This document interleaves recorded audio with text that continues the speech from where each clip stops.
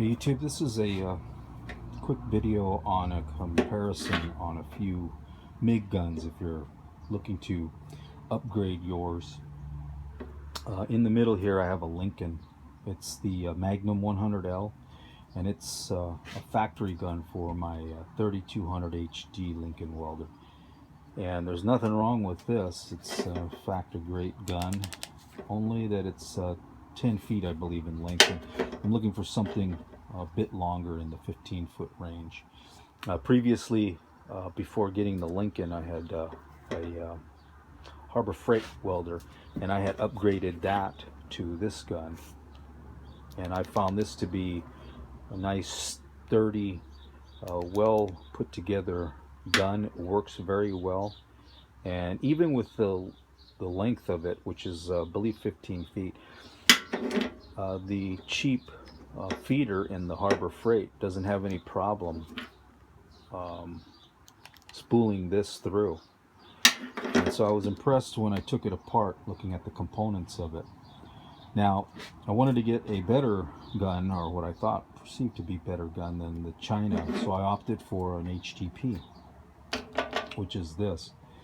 And heard a lot about their guns, heard a lot about their quality, and decided to bite the bullet and get a better gun. Well,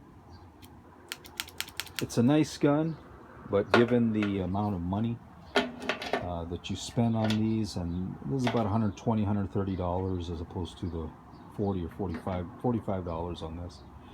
So essentially you get 3 of these for 1 of these. Now, I've never priced out a factory replacement on the Lincoln because these don't come in 15 feet to my knowledge. Otherwise I would have looked at a factory gun, but given that not being an option, I just went with the HTP. And on the other video I break apart these handles, and you can see the internal components and the basis for my reasoning on the value. That basically I'm not just comparing the guns as they function, I'm comparing the internals for the longevity of the gun. And in my mind, the internals were comparable in that the quality that you would expect out of this HTP, while it does have quality components, when you see the internals of this gun, it's relatively the same. I don't find anything but the trigger mechanism to be different. I do like the mechanism that they use on HTP's trigger. The travel on the China gun is limited because of the mechanism that they use here, but the principle being the same in that it connects your leads together. It's just how they do it. But given that, I don't see that this is that much more valuable because of that one improvement that is made on this gun. And so I took these apart.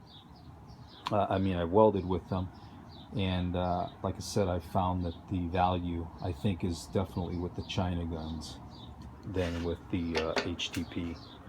And one other thing that I referenced in the video that I didn't show, which is the back ends, is mainly because this is connected to the Harbor Freight, and I have another video on that, and that was a pain in the ass, so I didn't want to take it apart on the back end to show.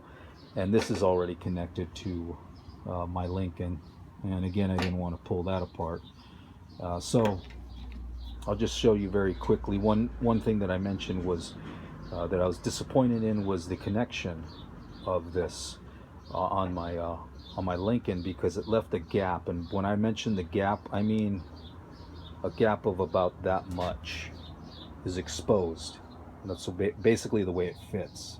If I showed you plugged into my unit, that HTP gun, and that's what I was referring to in the other video, that much of a gap, and that's basically a hot lead.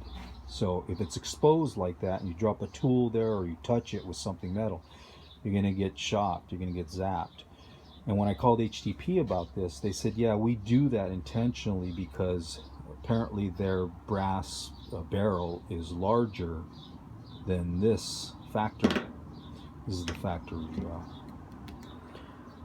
end connector. And I said, well, that's fine if you make a larger one, but you would think that this would cover up to here or wherever it's exposed. so as to avoid any hazard of being able to have somebody shock themselves or inadvertently drop something and short something out on their machine or otherwise. But their suggestion was, well, if you're concerned about it, this is exactly what they said. If you're concerned about it, you can put some electrical tape on. And that's what I did, was put electrical tape. But it seemed like a piss poor effort on their part to resolve a known issue to them. And if they're going to sell it as a direct replacement, which is, this is what this is billed as, a direct replacement, and they listed my unit, my 3200 HD. If you're going to do that, then you damn well better be able to answer why there are things like this gap that are in this gun, because that would lead me to believe this is not a direct replacement for my machine. That's just a fitment that it does apply to my machine. So that's why I'm a little very disappointed actually at the fitment, but disappointed in general with this gun because of the I think it's overpriced, quite frankly, for what you get. And I'm comparing it to a China gun and a factory gun. So look at the other video. You can see the internals of the handles disassembled, and you'll see better what I'm talking about as far as the comparison that I make. But this is just to give you a heads up on a couple of things that I was mentioning. And if you're looking to replace out your gun, I think you might do well by looking at some of the alternatives other than the overpriced guns by HTP and some of the other makers, because I think the components that are being offered at a relatively inexpensive price are fairly impressive in so much as the value of your of the gun goes. So anyways, hope you got something out of it. Until next time.